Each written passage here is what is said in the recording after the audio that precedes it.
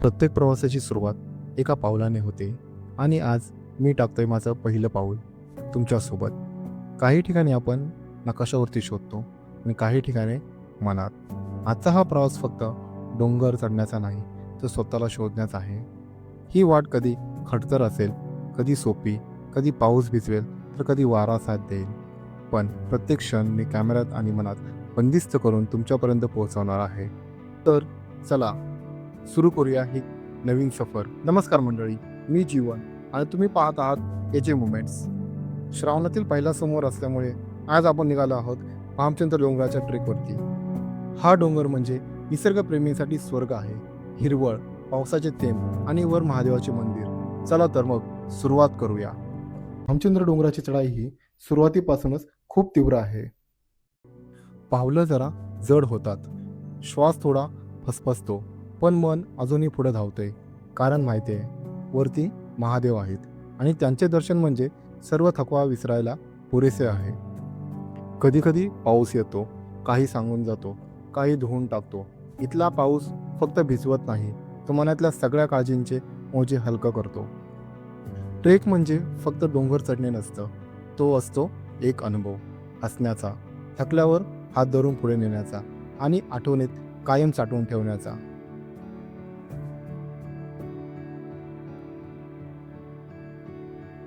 सोबत रेनकोट घालून जी मुलं फिरत आहेत, माझ्यासोबतच काम करणारे माझे एम्प्लॉय आहेत.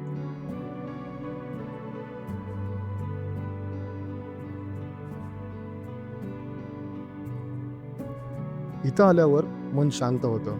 काय मिळवलं, काय गमावलं, काहीच आठवत नाही. फक्त एकच भावना, हर हर महादेव.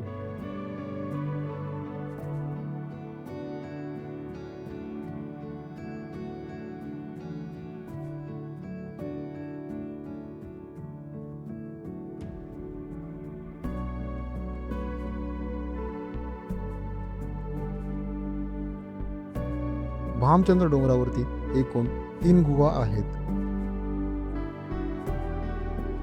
पहिल्या गुहेत महादेवाचे शिवलिंग आहे. गुहेच्या आत 4 स्तंभ असलेला एक हॉल आहे. या खांबांची रचना आणि खरंच या गुहेची संपूर्ण वास्तुकला मला थोडीशी कच्ची वाटली. इथे गणेश आणि इतर देवतांचे अनेक खडबडीत आणि सावध कोरीवकाम आहे आणि विशेषतः स्तंभावर बरेच रंग वापरलेले आहेत, ज्यामुळे ही गुफा पाहण्याचा अनुभव माझ्या अपेक्षेपेक्षा थोडा वेगळा होता. गुहा 1 पासून काही मीटर अंतरावर गुहा 2 आहे.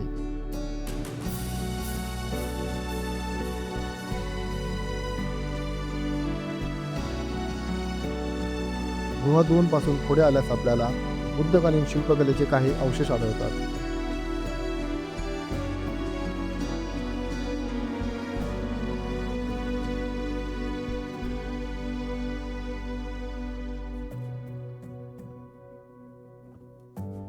गुहा 3 ही तुलनेने लहान आहे, परंतु त्यात ध्यानधारणेतील संत तुकारामांचे अद्भुत कोरीवकाम आहे.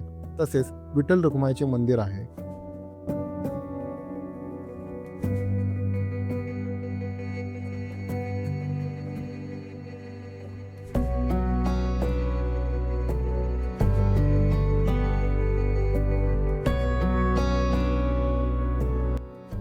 जेव्हा आम्ही तिथे गेलो तेव्हा नुकतीच आरती सुरू झाली होती. मग आरती आणि प्रसाद घेऊन आम्ही परतीच्या वाटेला लागलो. डोंगर उतरतोय, पण मन अजूनही त्या उंचीवरच थांबलंय.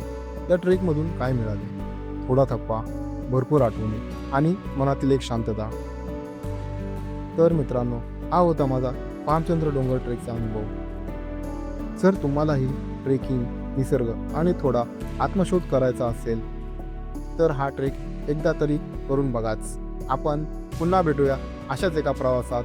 तोपर्यंत निसर्गाशी नाते जोडा, मनाशी संवाद साधा आणि मनापासून म्हणा हर हर महादेव.